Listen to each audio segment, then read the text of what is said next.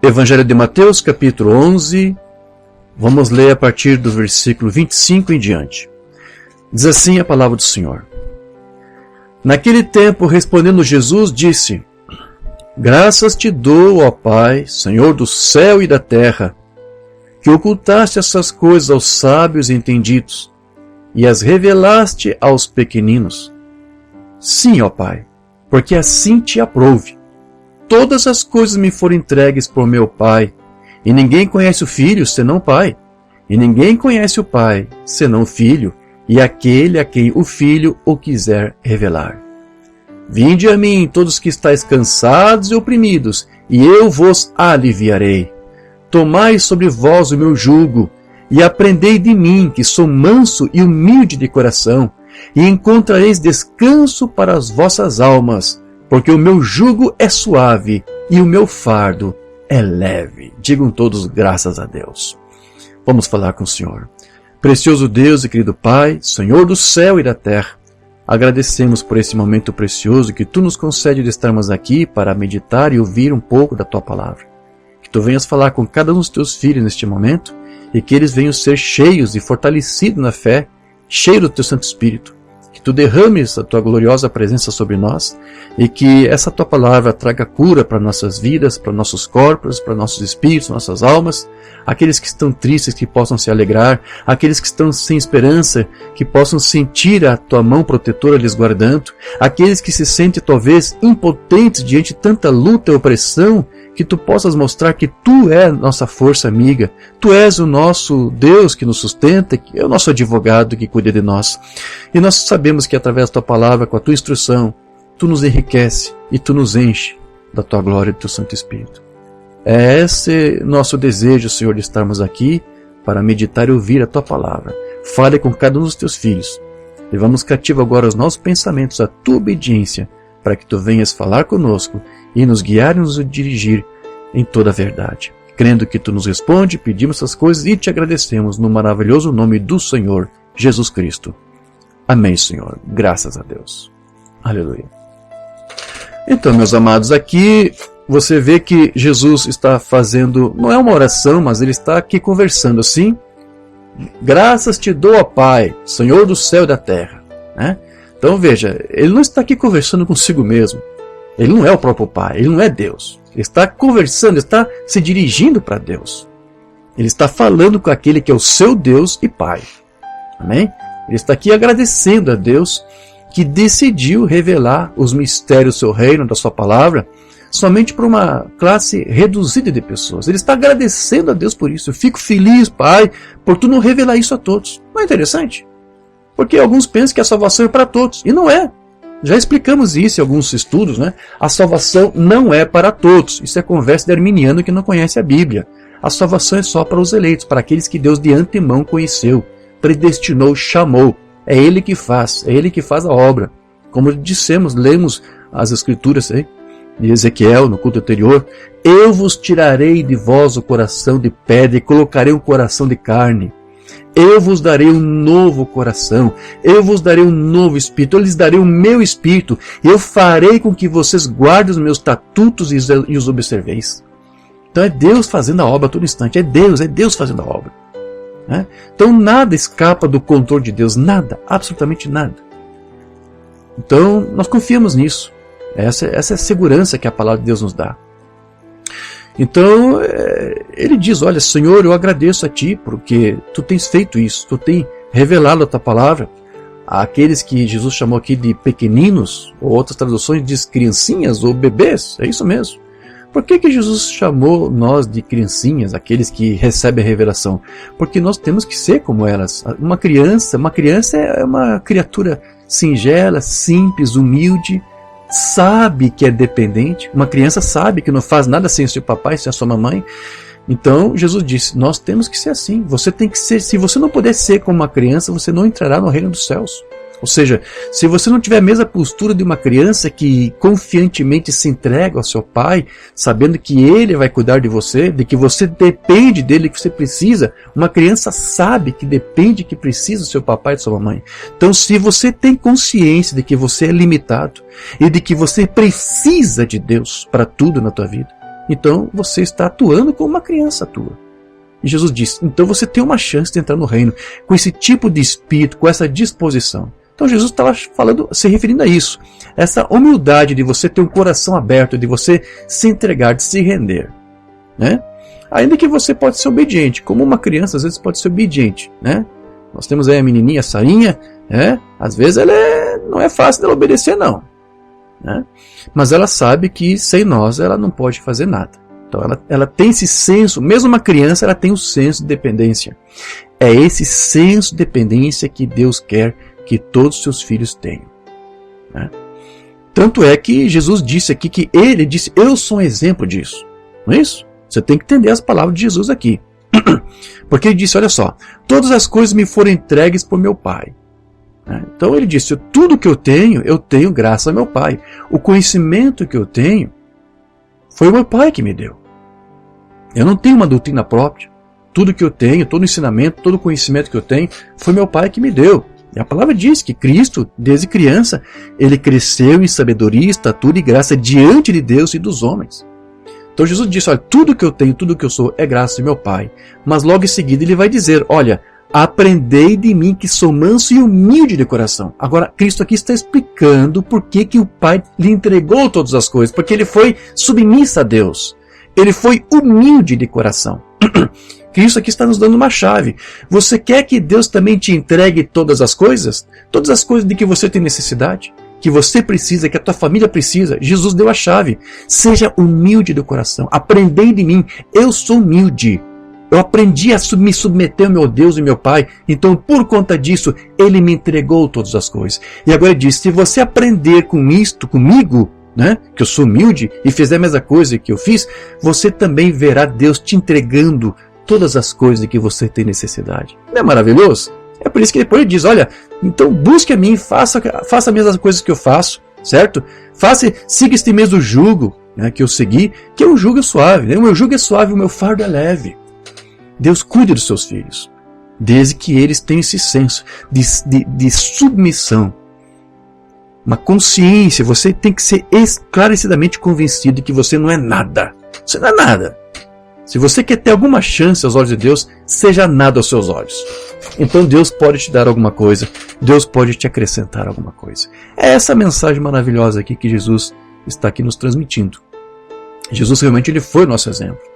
E Jesus ele disse que Deus então ele tem ocultado a revelação da sua palavra dos sábios e dos entendidos. Que era uma referência, quando você vai ali para o contexto, era uma referência clara ali aos estudiosos ali de Cafarnaum, aos escribas, aos fariseus, certo? Aqueles homens eles confiavam na sua própria sabedoria. E eles achavam que isso lhes tornava santos, e até mesmo porta-vozes de Deus, que eles poderiam saber as coisas de Deus através deles. Mas eles estavam confiando na sua própria sabedoria, na sua própria teologia. Amém?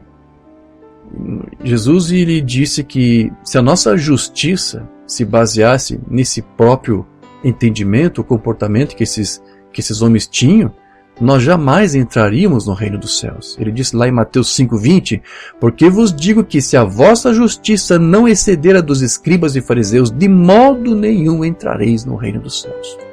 Então não tente se justificar por alguma coisa que você aprendeu, por alguma coisa que você pensa que você é. Não. Tudo que somos, somos pela graça de Deus. Amém? Então aqueles homens apenas possuíam o quê? Um conhecimento teológico. É só o que eles tinham. Mas toda aquela sua sabedoria que eles tinham falhou quando não puderam reconhecer a vinda de Deus e do seu Filho ali em carne humana, para cumprir as Escrituras. Então foram somente as pessoas mais simples e humildes que reconheceram o Cristo de Deus. Amém? E por que nós pensaríamos que hoje isso seria diferente, meus irmãos?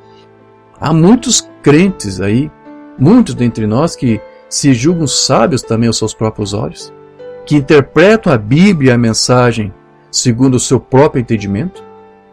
Estes falam de algo do qual eles nada sabem a respeito. Os demônios, na verdade, eles sabiam muito bem quem era Jesus. Mas os escribas e fariseus ali não sabiam nada disso. Lembra quando Jesus vinha ali, uma pessoa estava possessa, endemoniada, às vezes o demônio falava pela boca do possesso: porque Senhor Jesus Cristo, Filho de Deus Altíssimo, veio até nós antes do tempo, nos atormentar antes do tempo.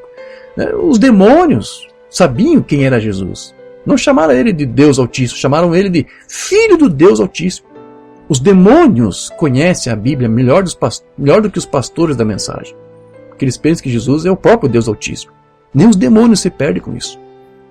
Então os demônios sabiam quem era Jesus, e os sacerdotes daquele dia sabiam quem era Jesus, com toda a sua teologia, com todo o seu conhecimento da lei, da palavra, da Bíblia, da Torá, Tanakh, dê o nome que você quiser. Adiantou alguma coisa? Não, eles não, como eu disse, não reconheceram ali Deus no dia de sua visitação. Eles chamaram Jesus de diabo. Eles chamaram Jesus de diabo. E muitos hoje também fazem a mesma coisa.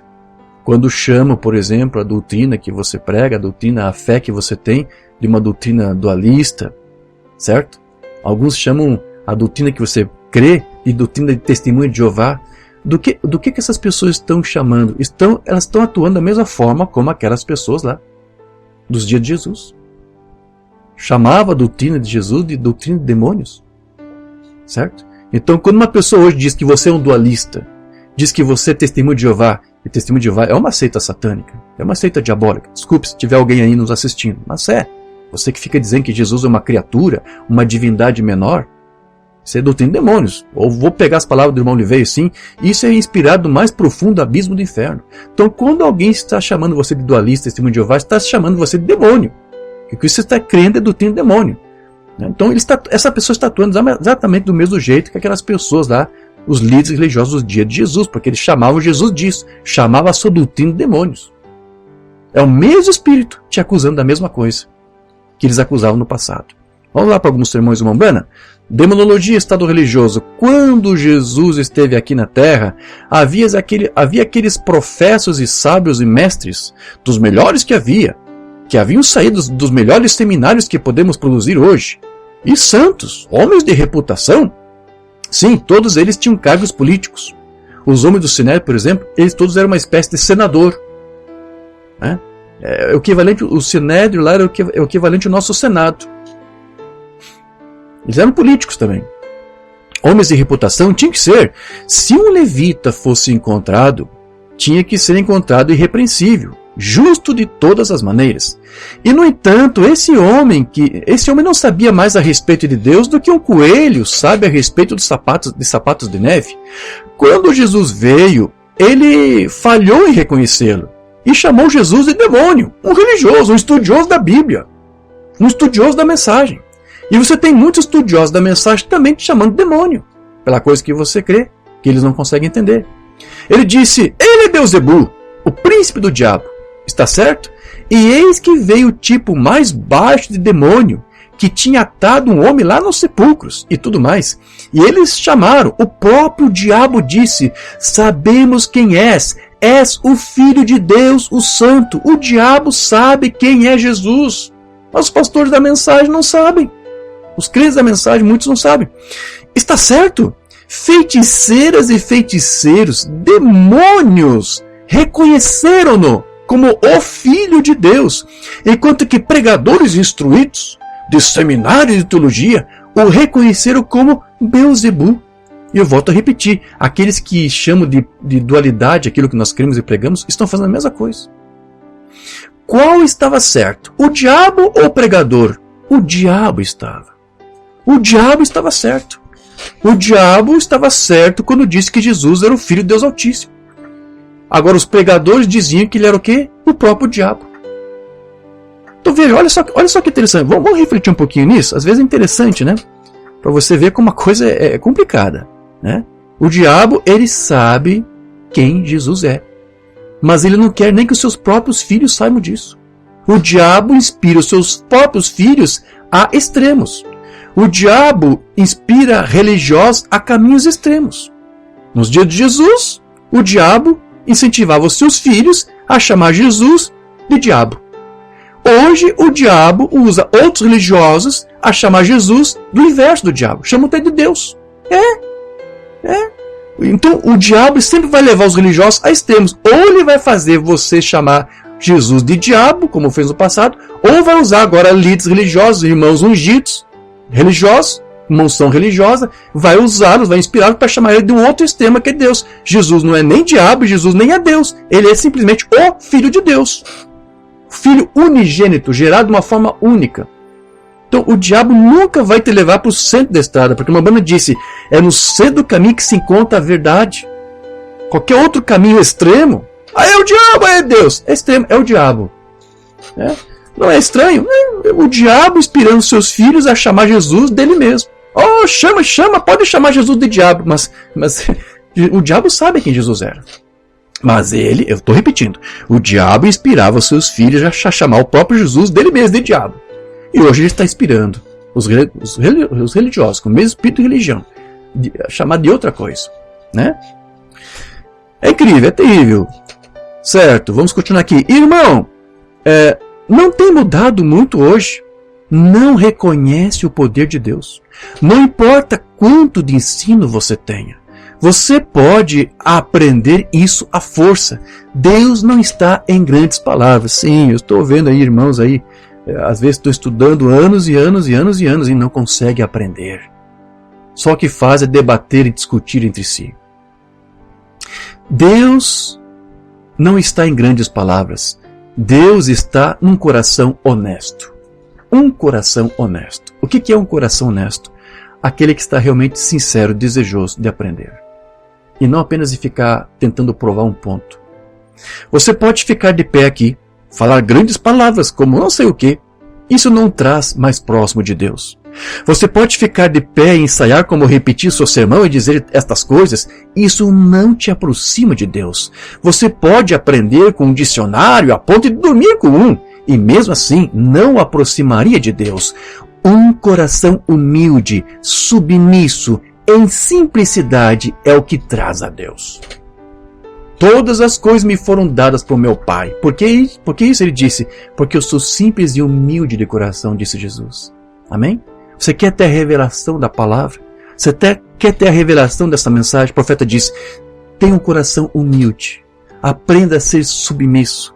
Não tente ficar expondo as suas razões. Seja simples, né? Age em simplicidade. Isso é o que traz Deus. É isso que atrai Deus. Orgulho, soberba, você só afasta Deus de você e afasta os demais também de você. Isso é verdade. Amém, amém. Um coração humilde. Oh, Deus ama. Agora, não importa se você sabe o abecedário. Isso não faz diferença alguma. Apenas um coração humilde. Deus habita num coração humilde. Olha como o Bruno está repetindo isso aqui. Não em instrução, não em escolas, não em teologia, seminários, não em todos esses lugares diferentes, não em palavras pomposas ou não em lugares de classe. Deus habita no coração humano. E quanto mais você puder se quebrantar, quanto mais simples, maior você pode se tornar à vista de Deus. Amém? Quanto mais você se exalta, mais você é rebaixado e humilhado. Mas quanto mais você se humilha, quanto mais você diz, eu não sei nada, mais chances você tem de que Deus te revele e te mostre algo. Então, como nós vimos aí no estudo anterior, Deus ele quer revelar a sua palavra. Ele quer nos dar a verdadeira revelação da sua palavra. Mas isso não será possível se o véu das tradições dos homens, dos falsos ensinos, não for removido primeiro. Amém? Então, o crente ele precisa ter essa disposição de urgentemente abandonar todo o ensino errado, todo o espírito da escola, toda aquela atmosfera daquela escola errada de onde saímos. Porque às vezes as pessoas saem de uma escola, saem de um seminário, saem de um sistema religioso, mas aquele espírito, aquele sistema continua na pessoa. Você continua ainda debatendo, você continua ainda buscando arrasamentos. Então, aquele espírito está ainda aí. Isso tem que morrer. Todo espírito, todo ensino errado tem que sair, se você quiser que Deus lhe revele algo. Eu acho que nós lemos isso aqui no culto passado. Eu vou ler de novo. Pecado imperdoável. Então, quando chegamos sãos e sadios a Deus, quando chegamos sem nenhuma malícia, sem qualquer preconceito, com o coração aberto, dispostos a aprender, esse é o nosso tema de hoje. Deus é capaz de ensinar quando estamos dispostos a aprender. mas devemos primeiro deixar de lado toda a tradição, deixar de lado todas as ideias que nos foram ensinadas. É isso mesmo. Então veja, meus irmãos, a disposição está aonde? Está em ouvir e de ser também honesto em examinar as Escrituras e reconhecer que elas não dizem o que nós antes pensávamos, certo? Uma mensagem aqui do Mombrana outra vez, El Shaddai 59, porque ele disse: eu escondi isto dos olhos dos sábios entendidos e vou revelá-lo aos pequeninos que aprenderão.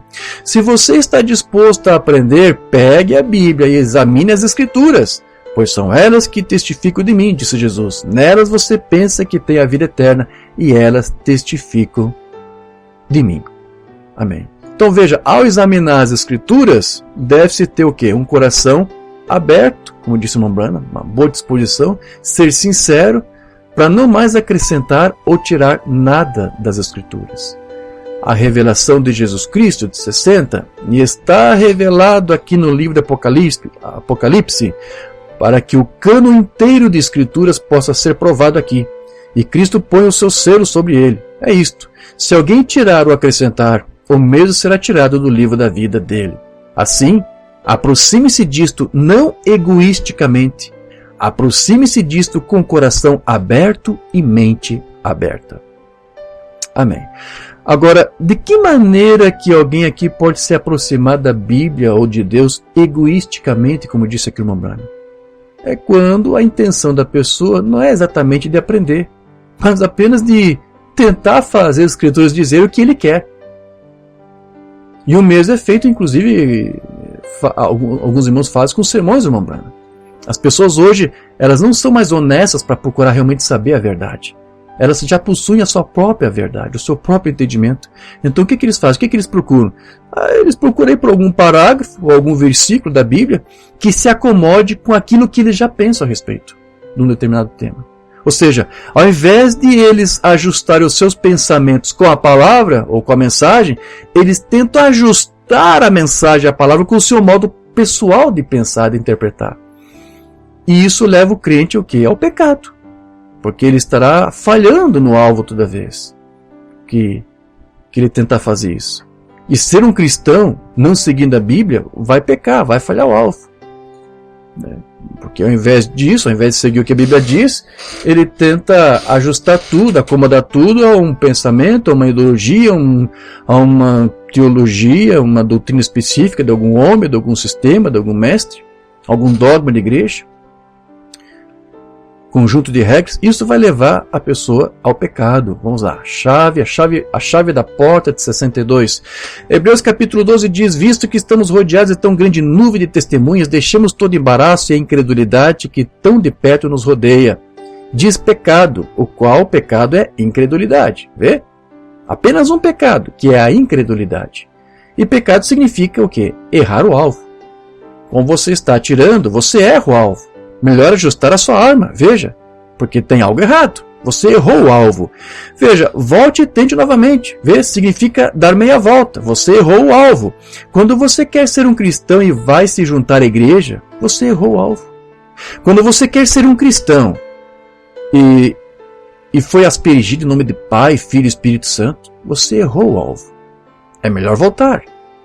Você não estará no alvo. Você vai se espalhar, tão certo quanto o mundo. Há somente uma coisa que pode te manter em linha perfeita, que é a Escritura, a Bíblia, a Palavra. Pois os céus e a terra passarão, mas a Palavra de Deus nunca passará. Então segure a chave, fé na Palavra. E cada pedacinho de fé que você acredita, e não duvide de um pingo, você pode destrancar todas as portas que estão entre você e a bênção que Deus tem para você. Que Deus nos ajude a ter as chaves, é a minha oração. Amém.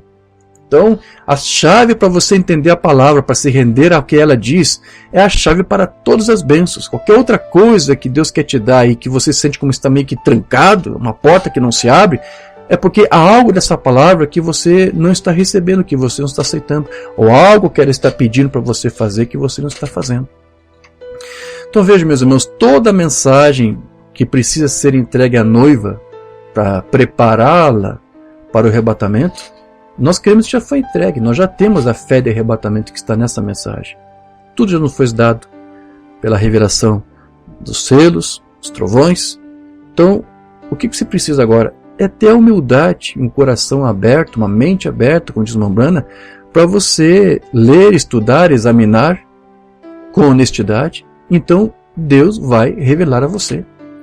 Tentando fazer um serviço para Deus, portanto, esses 7 selos são a verdade, irmãos. Pode discordar deles, mas apenas sente-se e estude de coração aberto uma vez. Apenas deixe que o Espírito Santo o conduza. Amém? Então, houve poucos dentre aqueles estudiosos que vieram até Jesus para realmente compreender o que ele estava ensinando. Haviam poucos ali que eram honestos. Você podia citar um, que foi o caso de Nicodemos. Nicodemos foi honesto. Ele foi buscar Jesus, mas ele não foi ali tentando mostrar um arcabouço doutrinal próprio seu, suas revelações pessoais. Ele foi lá até Jesus com o coração aberto e humilde para aprender. E após a morte de Jesus, Nicodemos então se posicionou pelo evangelho que Cristo pregou e que ele cria. Só que por causa do cargo ele tinha que crer, e às escondidas, sim. É o que se chama de criptocristão, cristão oculto. Tem pessoas que são cristãs, mas são ocultas. Tem pessoas que creem na doutrina, mas são crentes ocultos, porque sabe que a sua liderança, seu pastor, não vai gostar de saber que a pessoa está crendo. Então é um criptocristão. Muitos são como Nicodemos. Há muitos Nicodemos entre nós também. Tá? Mas veja, quando ele viu o seu Senhor sendo crucificado, quando ele viu a palavra feito carne ali sendo crucificado, aquilo foi a gota d'água para Nicodemos. Ele não quis mais fazer parte daquele sistema que crucificou o seu Senhor diante dos seus próprios olhos. Então foi assim que eu me sentia quando eu estudava a mensagem, ainda na denominação. Eu me cansei de ver Cristo sendo crucificado diante de mim em todos os cultos. A cada culto que eu ia, de quarta, sexta, domingo, o que eu via ali? Eu não via a palavra, eu via a palavra sendo crucificada diante de mim. Eu estudando a mensagem, estudando nicolaísmo, estudando balaísmo e vendo o que era tudo aquilo ali. Então chegou o momento em que... eu lembro que inclusive fui batizado no nome de Jesus Cristo. Fui até a capital, encontrei alguém para me batizar. Depois voltei para a denominação, tudo em silêncio, tudo quietinho, não contei para ninguém. Eu era um criptocristão, eu era um Nicodemos. Eu tinha medo e vergonha que soubesse que eu fui batizado no nome de Jesus Cristo. Porque eu não queria escandalizar ninguém. Mas então, veja, houve um momento em que eu pensei, o que eu estou fazendo? Isso não é viver cristianismo. Se eu estou no local em que eu tenho uma fé, mas não posso compartilhar minha fé porque vão se escandalizar, então isso não é um ambiente para mim. Então foi quando eu larguei a denominação. Então isso, mas há pessoas que também estão nessa mesma condição, meus irmãos. E após a morte de Jesus, como eu disse, Nicodemos, ele então se posicionou, ele pagou o preço. Ele era lá um príncipe, um homem de autoridade, ele perdeu tudo. Perdeu seus cargos, perdeu sua posição, perdeu sua propriedade, mas ele resolveu, aceitou pagar o preço para crer nesse evangelho e ter a certeza de que os sinais do evangelho também o seguissem. Amém? Então, desde quando eu deixei de ser um Nicodemos, Deus me recompensou. Eu segui o exemplo de Cristo, fui humilde, me sujeitei a Ele, e Deus tem me acrescentado todas as coisas. Graças a Deus. Amém? Tem me dado irmãos que realmente creem juntamente comigo, com os quais eu posso abertamente aqui falar, como estou falando para você. Pode ser que algum aqui esteja acompanhando a transmissão, mas não estão identificados, não estão familiarizados nesse mês espírito da doutrina, mas eu sei que a maioria talvez esteja aqui nos ouvindo, são irmãos e irmãs que compreendem. Então veja, Deus tem me recompensado, Deus tem me ajudado, Deus tem acrescentado a mim bênçãos sobre bênçãos. Isso é o que acontece para cada um dos seus filhos que se posicionam por Ele. Batalhando pela fé de 55, veja Nicodemos vindo até ele. Nicodemos era um estudioso, vindo para um homem que não tinha diploma. Ele era um aristocrata prestes a se tornar um pobre. Ele era um velho professor vindo para a juventude, buscando Jesus, que era um homem ali jovem, sim, seus 30 e poucos anos. Vê a diferença? Mas quando ele veio com o coração aberto, buscando a verdade. Vê a diferença? Vê a eleição?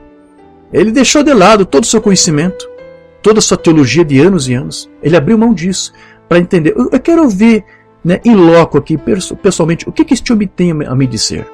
Quero ter certeza do que ele está dizendo. Ele deu uma chance a si mesmo para que Deus lhe acrescentasse algo.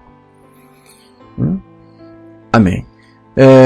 Venha assim. Mambrana diz, faça a mesma coisa. Apenas venha pelo mesmo caminho com o coração aberto, buscando a verdade. Buscai e achareis, batei e vos será aberto, pedi e recebereis. É isso. Essa é a base que Jesus disse para vir. Agora, Jesus, quando ele esteve aqui, ele era um homem comum e humilde, não tanto quanto um grande pregador ardente. Ele disse que sua voz nem mesmo foi ouvida nas ruas. Ele era apenas um homem comum, mas havia algo sobre ele que as pessoas perceberam, que aquelas coisas, qualidades que estavam nele, estavam além do homem comum. Eles sabiam que era. Ora, como eles... E acabei de dizer que ele foi o exemplo de Deus para todos os cristãos. Ele era o desejo de Deus, ele era o presente de Deus. E francamente, em si mesmo, ele era o próprio Deus apresentando a fé ao povo. Bem, Deus em carne humana. Emanuel, Deus conosco. E Deus quer fazer da sua igreja também Emanuel, Deus conosco. Sim, basta você se humilhar e ter uma mente aberta, um coração aberto para entender, para querer aceitar a sua palavra. Então veja, meus irmãos, o irmão Branham, ele nos explicou que é realmente ter um coração aberto. Ele nos explicou exatamente o que é ter um coração aberto, porque são vários sermões que ele menciona isso. O que é exatamente uma pessoa ter um coração aberto para aprender? Isso não significa necessariamente renunciar a tudo que se sabe e aprendeu. Nicodemos não precisou renunciar a tudo para poder entender Cristo. Algumas coisas ele não estava entendendo, certo? Mas outras coisas estavam conectadas com o que ele já sabia. Apenas teve mais revelação. Então você não significa exatamente dizer que você tem que renunciar a tudo. Não é exatamente isso. Mas você tem que sempre estar aí disposto, humildemente, a deixar um espaço no seu coração para compreender algo mais que ainda talvez você não tenha assimilado.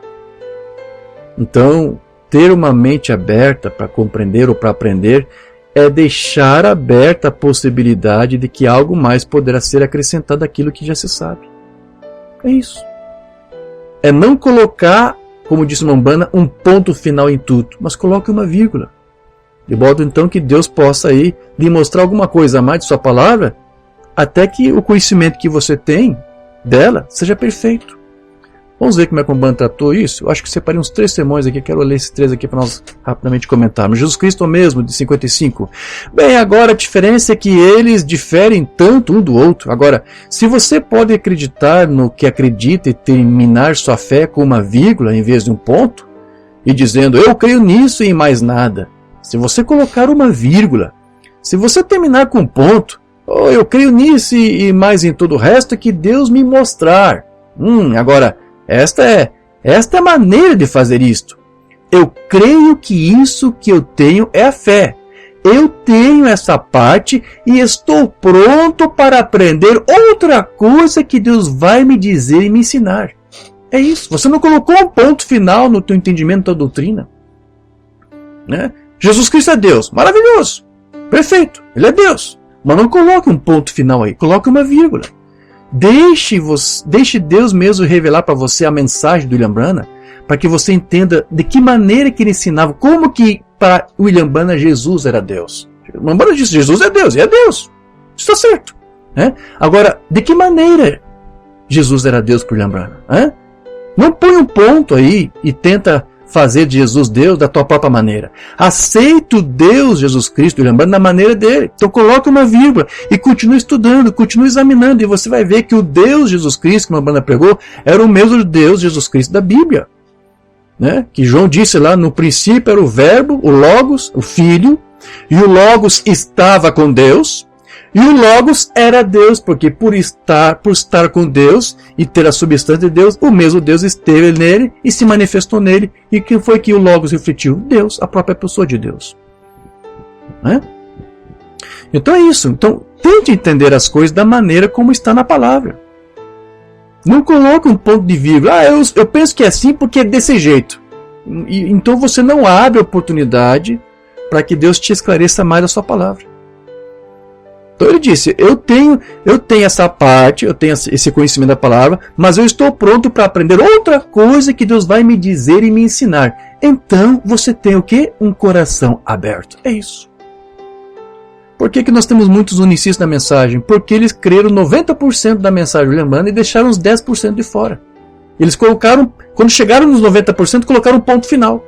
E os outros 10% que eles não conseguiram assimilar é porque eles colocaram um ponto final. Se eles tivessem colocado uma vírgula, eles teriam entendido os outros 10%, e os outros 10% que eles rejeitam teriam feito toda a diferença. Mas porque eles colocaram um ponto final quando chegaram aos 90%, os outros 10% que eles não creem, que eles não aceitam, negou todos os outros 90% que eles alegam ter compreendido e entendido. Anulou tudo. É como se eles não soubessem nada, é como se eles não fossem nada. Porque o Urbano diz, quando você coloca um ponto final, você traz o que para você? Morte. Você se afastou de Deus. Você tirou de ti mesmo a oportunidade de Deus se revelar a você. Você mostrou que você não tem um coração aberto a Ele. Então não põe um ponto final, deixa uma vírgula ali. Deixa Deus te mostrar alguma coisa a mais. E a Bíblia diz, se andarmos na luz como Ele na luz está, temos comunhão uns com os outros, e o sangue de Jesus Cristo, o Filho de Deus, nos purifica de toda injustiça. Que bela escritura! E são os ensinamentos eternos de Deus. Maravilha! Então veja, meus irmãos, este foi o erro que todos os mensageiros das outras eras passadas cometeram. Todos cometeram esse mesmo erro. Eles não colocaram vírgulas em suas teologias, colocaram um ponto final. Todos eles foram homens muito estudiosos, mas eles colocaram um ponto final em cada pensamento e ensino doutrinário seu. Foi por isso que Lutero nunca pôde sair da justificação, nunca pôde chegar até a santificação, porque ele pôs um ponto final na sua doutrina. Quando chegou na justificação, ponto final, acabou. Entendeu? Por que que Wesley nunca conseguiu chegar ao batismo com o Espírito Santo e dons? Por que isso? Porque quando ele chegou à santificação, ele pôs um ponto final na sua teologia. Não colocou uma vírgula. E por que que os pentecostais têm dificuldade de receber a mensagem urbana? Porque quando eles chegaram no batismo com o Espírito Santo e dons em línguas, colocaram um ponto final nisso. E acharam que isso era tudo que acabou. Não entenderam que esses sinais do Espírito era aquele refrescor que foi prometido, que Pedro fala lá em Atos, preparando a mensagem que estaria por vir para selar o entendimento da igreja, preparando-a para a segunda vinda de Cristo. Os pentecostais não estão preparados para isso, porque eles puseram um ponto final em suas teologias. Então isso que é o problema. Lhes faltou humildade para buscar mais e aprender mais. Não sou eu que estou dizendo isso, estou dizendo o que uma banda diz. Vamos lá. Mensagem Vida que ele pregou em 62. Agora, quanto às organizações, eu penso que se a organização se organizasse e então terminasse sua doutrina com uma vírgula, estaria tudo bem. Em vez de um ponto final, isto é isto, e isto é aquilo, e isto é tudo. Ponto final. Acabou. Jesus é Deus e Jesus não tem uma pré-existência e pronto. Deus e o Filho são a mesma pessoa e ponto final. Pronto, acabou. Morte. Morte na panela. Se ele simplesmente colocasse uma vírgula, nós cremos nisso e mais o quanto o Senhor puder acrescentar a nós. Oh, maravilha! Foi aí que Lutero cometeu um erro. Justificação pela fé. Foi isso. Wesley cometeu um erro pela santificação, a segunda obra da graça, e se recusou a receber o Espírito Santo quando ele veio. Se você terminar com uma vírgula, tudo bem. Tudo bem. Porque aí então você está abrindo a oportunidade, está dando espaço para que Deus se revele mais e mais para você. Então veja, o irmão Branham ele disse que se todos tivessem um coração aberto para aprender algo mais de Deus, não haveria mais denominações. Não haveria. Todos seriam membros de uma só igreja. Foi assim que ele disse. Então, o que foi que dividiu os crentes? Foram as linhas doutrinárias que praticamente fecharam as portas para Deus. Fecharam as portas uns dos outros e fecharam para Deus. De modo que hoje Deus não pudesse se revelar ainda mais aos seus corações. Portanto, quando nós colocamos um ponto final naquilo que nós alegamos ter compreendido, é aí então quando exatamente começa uma denominação. Sabia disso? Vamos lá. Mensagem, não sei se é traduzido direito esse título aqui, Um Tribunal de Julgamento. Nem sei se foi traduzido. 12 de abril de 64. Nesse texto, quando você for baixar, você vai ver que aqui não tem numeração de parágrafos. Não é erro meu, falha minha, omissão minha. Não sei porque a voz de Deus não quis dividir esse sermão em parágrafos. Não tem número aqui. E é bom os parágrafos, sim, quando você quer achar um ponto específico da mensagem. Os parágrafos nos ajudam na numeração. Vamos lá. Existem bons metodistas, batistas, presbiterianos, luteranos, todas as denominações são de pessoas boas. Mas são a esses sistemas que nos mantêm separados que eu sou contra. Somos um de coração. Devemos ser assim. E então, nossos sistemas, veja, traçam uma linha doutrinária. Aí que está. Para você ser crente aqui, você tem que crer nisso, nisso, nisso e ponto final. Se a primeira igreja começasse, qualquer igreja dissesse, cremos nisto, e terminasse a sua doutrina com uma vírgula, em vez de um ponto, nós nunca haveria nada a não ser uma igreja. Você está entendendo? Se todos fossem com um espírito humilde, um coração aberto para aprender, dispostos a aprender e abrir mão dos seus véus tradicionais, romper com o véu das tradições, se todos tivessem esse desapego, haveria uma só igreja. Poderia até haver uma organização, mas seria uma só, certo? Organizados e centrados em Cristo e na sua doutrina e mais nada. Nunca haveria nada a não ser uma igreja. Isso é tudo. Veja, nós cremos nisso e tanto quanto Deus nos permite saber o contrário. Mas quando dizemos nós cremos nisso e é isso, isso é tudo. Acabou. Então, morremos ali mesmo. Você está entendendo? Veja, porque Deus é eterno e Ele está crescendo. Mas quando você deixa de aprender, você deixa de crescer. Não é exatamente Deus crescendo, como ele fala aqui. Deus cresce em você. Deus não muda, a natureza dele não muda. Deus é imutável. Mas quanto mais você dá oportunidade para que Deus se revele em você, é Deus em você crescendo. É você aí crescendo em sabedoria, estatura e em graça, né, como diz lá em Lucas com relação a Cristo, agora com relação a você, diante de Deus e dos homens.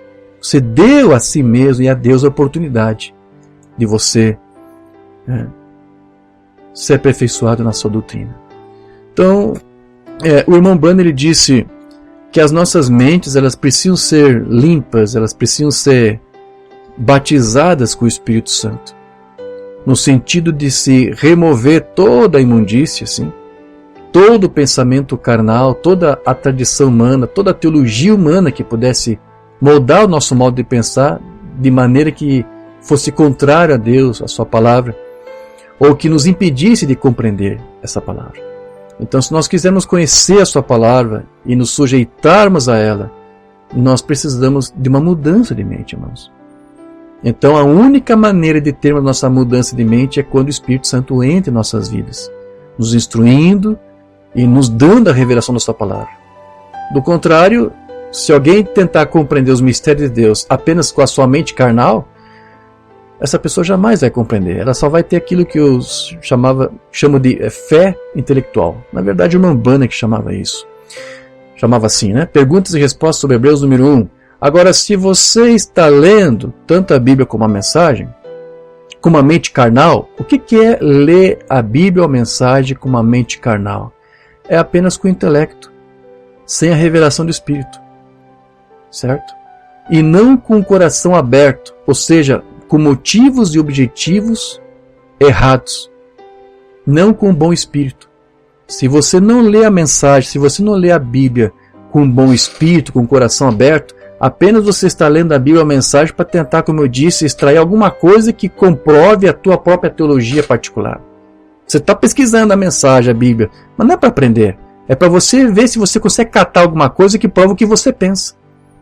Você então não está tendo um bom motivo, você não está sendo sincero nessa tua busca, nessa tua examinação. Tá? Isso será uma contradição. Mas se você ler isto com a mente aberta, ou seja, uma mente batizada com o Espírito Santo, o Espírito Santo escondeu isto dos olhos dos sábios entendidos, assim disse Jesus, e agradeceu a Deus por isto, e tem revelado isto aos bebês e a tantos quantos aprenderem. Se você tem uma mente, não uma mente egoísta, mas um coração desejoso para aprender, o Espírito Santo lhe ensinará estas coisas. Amém. Então veja que aqui, Mombana diz que você precisa ter uma mente aberta e um coração aberto. E a menos que você tenha essas duas coisas, o Espírito Santo não vai poder lhe ensinar a doutrina, que é dele. Paulo disse que o nosso culto a Deus deve ser racional, lembra que ele disse isso? Então você também precisa da sua mente para isso. Deus ele ordenou a sua lei para que o homem o amasse de todo o coração, de toda a sua alma e todo o seu entendimento. Lembra disso? Amarás o teu Deus, todo o teu coração, toda a tua alma. Então é uma forma de você prestar também seu culto racional. Então a mente ela é o órgão que faz a ligação com a alma, que lhe permite diferenciar o mal do bom, o falso do verdadeiro. Mas devido ao nosso estado decaído, essa faculdade mental ela está totalmente desfocada da realidade, para poder ter esse discernimento. A menos, então, que o Espírito Santo entre em cena e unja a nossa mente. Aí, então, você vai saber discernir o certo do errado, a verdade da mentira. Então, a compreensão e a absorção da doutrina começa primeiro no intelecto, começa na mente, com o teu culto racional, né? Que é quando você consegue mentalmente classificar todas as informações que você recebe e obter um entendimento ordenado de tudo, mas só o intelecto não resolve isso. Você precisa do Espírito Santo para revelar, para ungir este conhecimento, para lhe dar o ensinamento correto, ou seja, lhe dar a revelação, porque é a revelação que vai fazer tudo ter sentido para você. Então essas duas coisas precisam estar juntas. Você precisa de uma mente para obter informação, mas você também precisa do Espírito Santo para obter uma revelação da informação que você coletou e que você recebeu. E se você não tiver essa revelação, então você forçará para que tudo faça sentido somente aonde? No intelecto, na mente. E aí você vai encontrar limitações. Porque a nossa mente, ela não consegue aprender tudo. Certo? A nossa mente, ela é limitada. Se você tiver apenas uma compreensão mental, você nunca vai passar por aquilo que Paulo chamou de transformai-vos pela renovação do vosso entendimento. Então a compreensão da palavra ela só acontece mesmo quando ocorre primeiramente uma mudança da nossa natureza humana no que tange ao nosso modo de pensar e na maneira como nós vemos as coisas. Cisternas rotas, eu creio que eu li essa mensagem no domingo passado. Não se pode fazer um homem ver a palavra de Deus, ou seja, ter uma revelação, uma compreensão dela. Você não pode forçar um homem a ter, até que a sua natureza tenha sido mudada. E quando a sua natureza é mudada do que ele é a um filho de Deus, o Espírito Santo entra nele. Então é a revelação dada pelo Espírito Santo que vai vivificar a doutrina em você. E quando o Espírito Santo habita em você, isso faz com que você tenha a mente de Cristo. Como Paulo disse em 1 Coríntios 2,16. Porque quem conheceu a mente do Senhor para que possa instruí-lo? Mas nós temos a mente de Cristo. Mas veja, nós somente podemos ter a mente de Cristo após humildemente aceitarmos enterrar aquela nossa primeira natureza, como Mambrano também nos disse. Almas em prisão, por isso é que somos batizados em seu nome, para que possamos surgir em seu nome, em sua morte, em sua ressurreição, para que ressuscitemos novamente, testificando ao mundo que nós temos vida nova e que o velho homem está morto. Nós enterramos essa primeira natureza, está vendo? Tem que morrer. Essa primeira natureza desapareceu e agora nós somos a natureza dele. Ele vive em nós e nós não fazemos a nossa própria vontade, nós fazemos a vontade dele. Nós não temos nossos próprios pensamentos. A mente é que pensa, a mente que estava em Cristo Jesus está em cada crente. Ou seja, nossa mente tem que ser limpa, tem que ser lavada e batizada para dar lugar à mente de Deus para receber e crer na sua palavra. Veja, aí está a alma. O Mambrano está falando aqui da ligação que há entre a alma e a mente. E é disso que nós estamos falando. Agora, é nessa parte que eu estou pensando agora, isto que está dentro de nós, a alma. Então, o propósito de Deus nos dar a sua mente é para que nós possamos sempre aprender mais da sua palavra. Quando um filho de Deus tem a mente de Cristo, ele está apto para conhecer a vontade de Deus, receber a revelação da palavra de Deus e atuar em cima dessa revelação, servindo a Deus e ao seu reino com motivos e objetivos certos, sinceros. E ele sempre deve prosseguir, desejar aprender mais e mais, buscando ter um discernimento a fim de não ser enganado pelas falsas doutrinas. Ele sempre deve comparar tudo aquilo que ele ouvir das Escrituras, tendo a reverência a fim de identificar qualquer erro que possa surgir. O sinal deste tempo, se nós pudéssemos apenas fazer isso, apenas ser reverentes e permanecer sentados e dizer agora isso é algo que pode parecer estar correto, eu não sei, eu não vou criticar, eu apenas vou ficar quieto e observar, mente aberta. não faz sentido para mim, eu não estou entendendo, eu não aprendi desse jeito, não me instruí dessa maneira. Mas eu vou dar uma colher de chá, eu vou examinar isso aqui com cuidado, eu vou tentar ser o mais honesto possível. Né? E então vou comparar isso com as Escrituras e ver se isso está correto. Você deve isso a si mesmo. Amém. Com certeza. Ou seja, nós sempre temos que investigar e examinar tudo aquilo que nós ouvimos.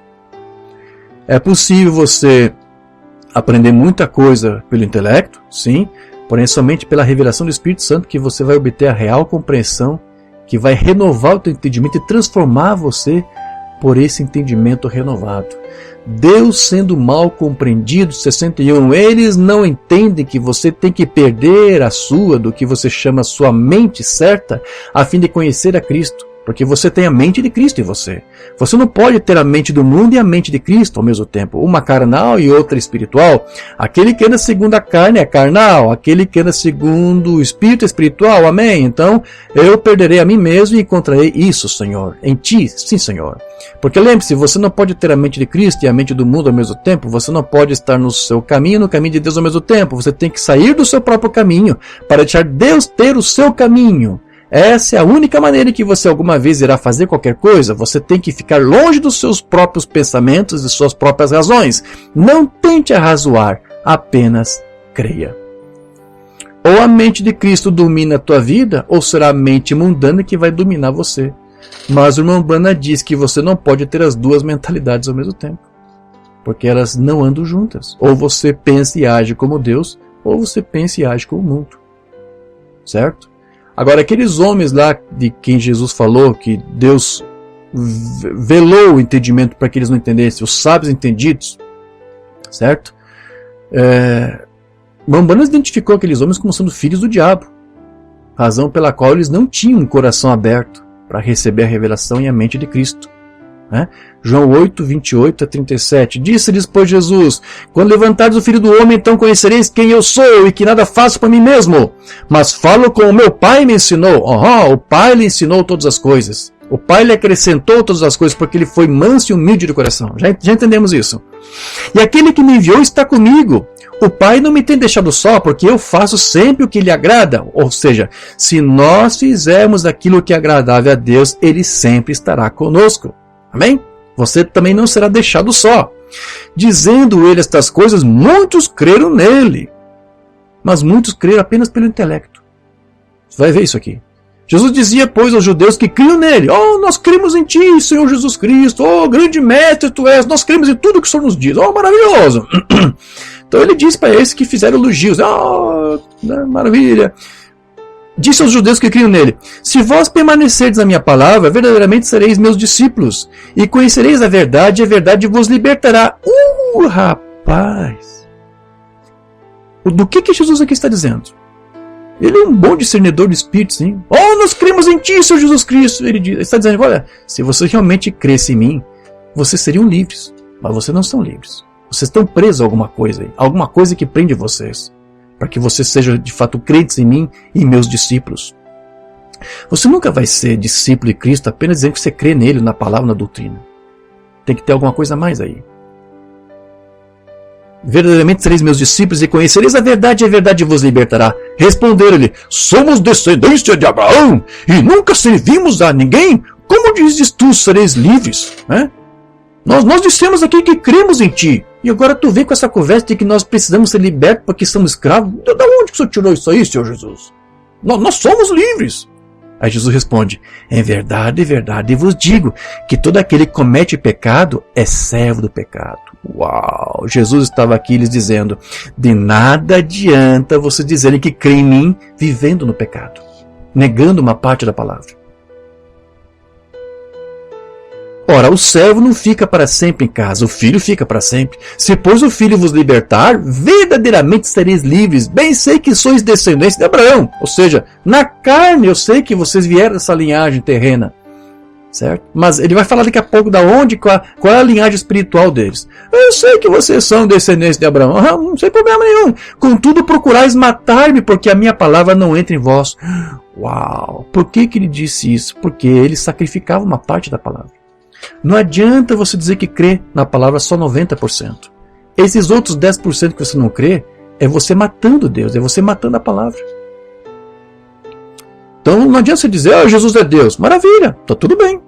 Mas agora eu pergunto para você, de como que Jesus é Deus para você? Ele é o seu próprio pai, não existe um filho. O filho é o próprio Deus em um outro ofício. Pronto, você matou Deus, na verdade. Porque você matou o filho. Você reduziu tudo a Deus. Deus não tem filho aí. Não há espaço. Você botou um ponto final na sua teologia. Não há espaço de fato para o filho. O filho é Deus mesmo. Não adianta ficar aí criando aí neologismos modernos para negar a verdade da Bíblia. Se você diz que Jesus é a própria divindade, certo? Você está matando Deus. Ou você está matando o Filho.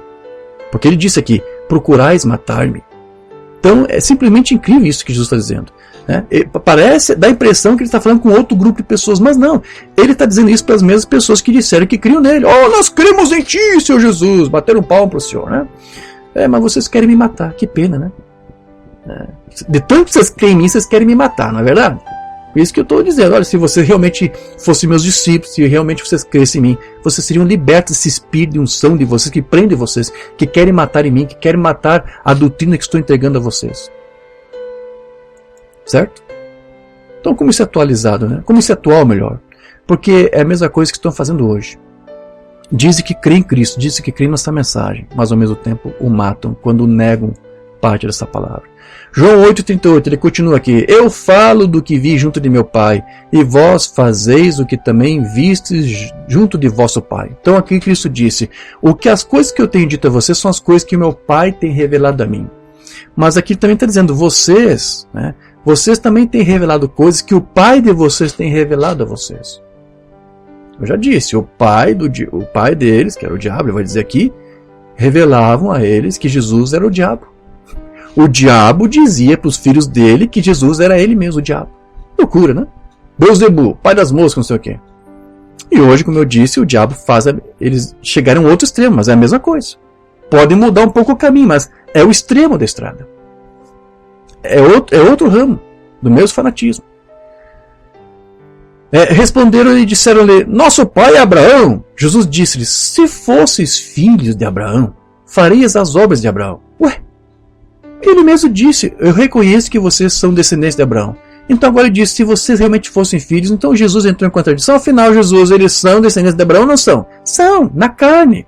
Mas ele está dizendo, olha, no espiritual, vocês vêm de uma outra filiação, vocês vêm de uma outra linhagem, do qual vocês não têm representação nenhuma. São para esses que Cristo lá vai dizer naquele dia, nunca vos conheci, apartai-vos de mim, vós que praticais a iniquidade. Que creram na minha palavra são 90%. Se fosseis filhos de Abraão, farias as obras de Abraão. Mas agora procurais matar-me a mim, homem que vos tem dito a verdade de que Deus tem ouvido. Jesus disse, ele tem ouvido de Deus. Não é Jesus falando consigo mesmo para poder ouvir a si mesmo. Não é isso. Ele ouviu de Deus as coisas que ele aprendeu. Abraão não fez isto. Certo, maravilha. É isso, meus irmãos. Eu não quero me adiantar muito. Estou vendo que tem muita coisa ainda para ler e comentar. Mas só para vocês entenderem o que eu estou querendo trazer, o ponto que eu quero chegar aqui para você. Você tem que romper com o véu das tradições, você tem que romper com todos os sistemas, se você realmente quer receber toda a revelação desta palavra. Amém? O véu das tradições tem que ser rasgado para que você possa receber Cristo em você. Lá na lei, quem entrasse além do véu, rasgasse o véu e entrasse, morria. Agora, como disse uma Brana, é morte você ficar de fora. Agora você tem que rasgar o véu. Sim. Para que você entre e seja salvo. Mas o que é isso? Não é simplesmente como é que você entra. Você tem que rasgar o véu. Você tem que abrir a mão das coisas que você tanto se orgulha, que você alega saber e entender. Mas que você botou um ponto final aí. Então, há um ministério fiel. Há um ministério humilde nesse tempo do fim. Uma Brana disse que é o ministério da noiva. É um ministério humilde. Está aqui disposto a aprender. Esses são aqueles que têm o coração aberto para entender e aprender. Perguntas e respostas sobre os selos. Pergunta do 22. A noiva de Cristo teria um ministério antes do arrebatamento? Com certeza, é isso que está ocorrendo agora mesmo. Veja, a noiva de Cristo, certamente.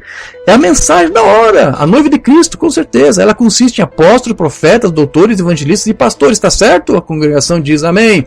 Essa é a noiva de Cristo, com certeza. Ela tem um ministério, grande ministério, o ministério da hora. Será tão humilde. Por que isso? Porque é uma noiva. Ela é humilde e tem um coração aberto para aprender. Porque aprendeu com o seu Senhor que é, sim, pobre, como é que é? Santo e humilde de coração. Manso e humilde de coração. A noiva aprendeu com o seu esposo. Então este é o ministério humilde, simples da noiva. Ela não vai ser vista em lugares finos, requintados, mas onde um povo simples e humilde estiver reunido, com o coração aberto para aprender a palavra de Deus, ali estará Deus também. A presença de Deus não reconhecida, a igreja hoje está tentando se igualar a Hollywood. Cristo não está em Hollywood, Cristo está no indivíduo. Hollywood brilha, enquanto o evangelho resplandece com humildade.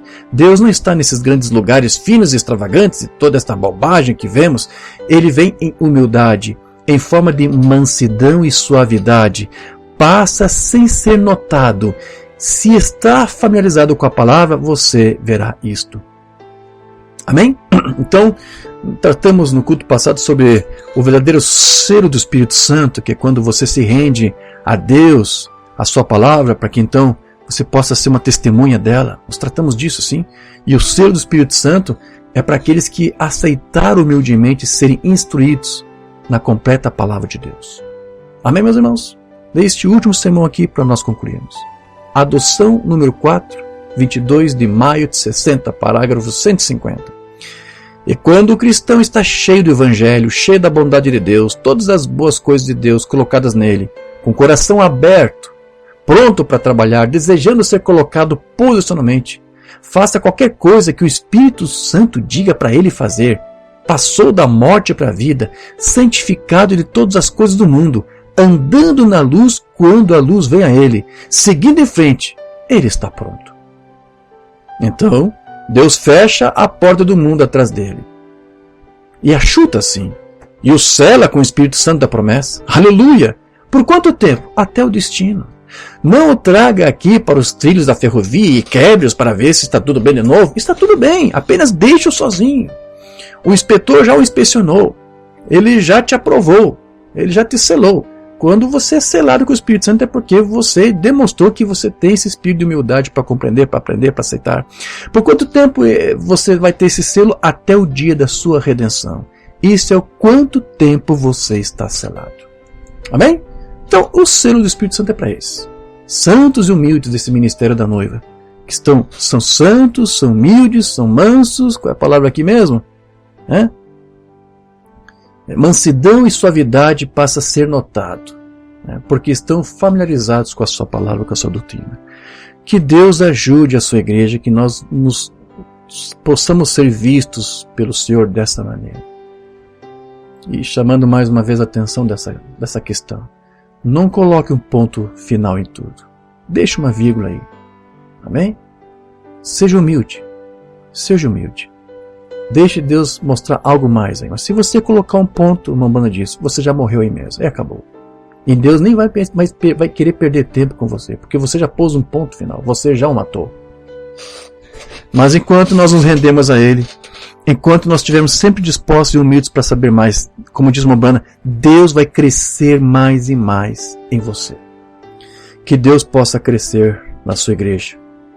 E que nós possamos ver os seus sinais e seus prodígios se manifestando em nós por conta deste crescimento, porque aceitamos nos submeter a Ele, não arrazoar, não criticar, mesmo quando nos deparamos com coisas ou passamos por coisas que nós não compreendemos, sabemos que Ele tem o controle de todas as coisas, nós temos uma mente aberta para isso. Que Deus nos ajude, que Deus esteja com a sua igreja. Amém? Vamos falar com o Senhor. Precioso Deus e eterno Pai, Senhor dos céus e da terra, muito obrigado, Senhor, por esse breve tempo que tivemos para refletir em tudo isso que o Teu Cristo nos disse. Realmente, Senhor, é um jugo suave e leve que Ele nos deu. Tudo o que temos que fazer é ser como Ele foi para contigo, manso e humilde, porque ao fazer isto, Tu entregou a Ele tudo o que Ele precisava.